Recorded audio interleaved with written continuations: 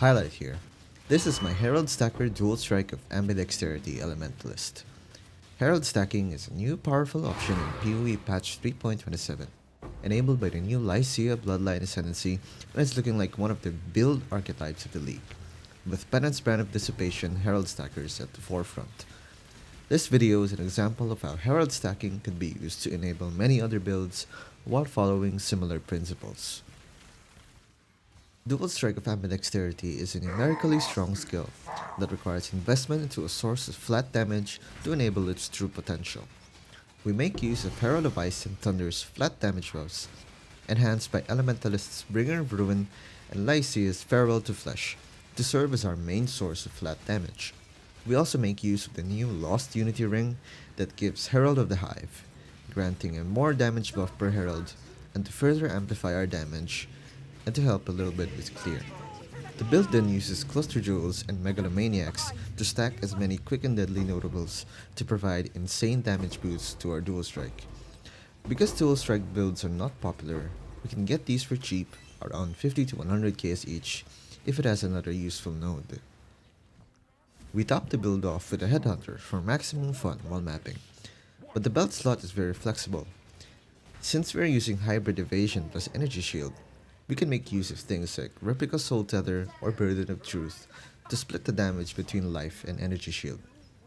And of course, at the very high end, we can use a Mage Blood to make full use of our flasks. It's no comfy auto bomber, but I've used this build to do a ton of T17 and T16.5 Scarab farming with Harbinger and beyond, and even killed a few Ubers while still wearing a Headhunter. It's very squishy for doing Uber content, and you can't do every map mod, but mapping feels amazing on this build, and watching Herald explosions is always really fun. Almost every dual strike build uses a double damage weapon. Here we have a Paradoxica with Elepen and Critical Strike trans, and then we have a high attack speed and Crit Claw.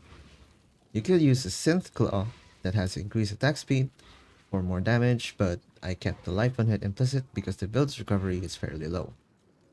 Admiral's Arrogance is really good for the build since it gives plus to level of all melee skill gems, which greatly benefits dual strike.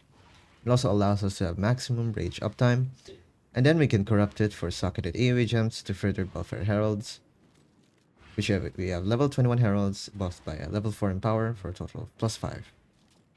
The Lost Unity Ring gives us Herald of the Hive, granting a more damage buff per herald, which really enables the whole herald stacking setup. Because we're mostly in the top right side of the tree, we don't have access to many of the good strike nodes at the bottom and bottom left side. We can solve this by using a Strangle Gasp, which allows us to have 4 Anoints. Tribal Fury and Silence Ambition solve a lot of QOL for ward clear.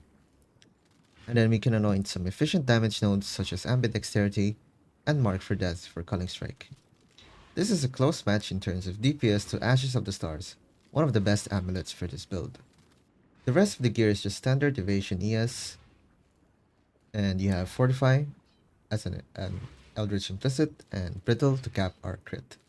Because resistance is hard to solve, we have a Giga Res Ring here to take care of almost all of our resistances.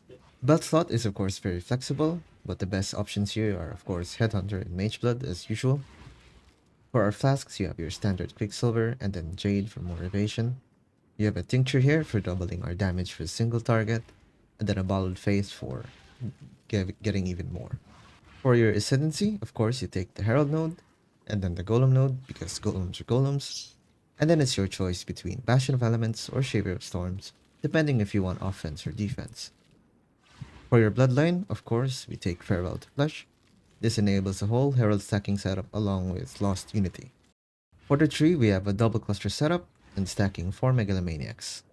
Each Megalomaniac has the quick and deadly notable, giving around 17% more DPS per notable.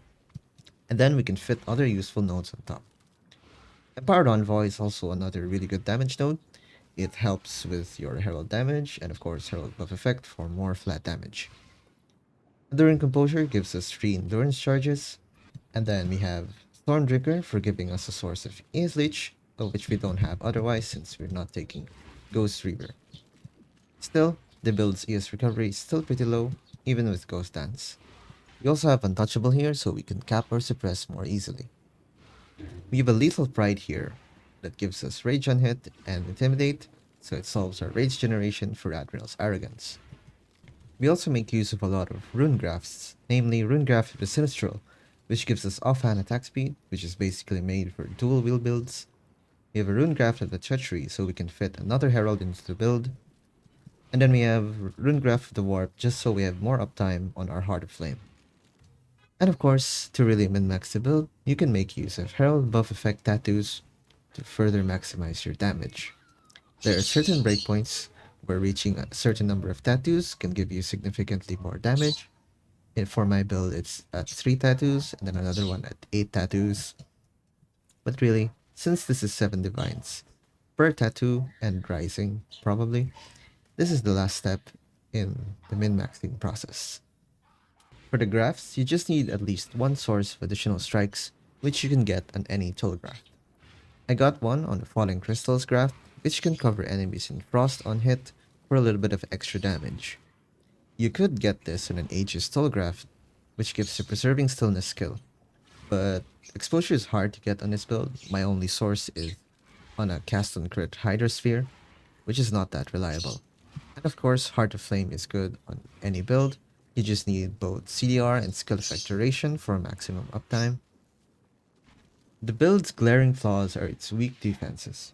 We have little access to block as a top right tree dual wielder, and our investment into innovation is low as well.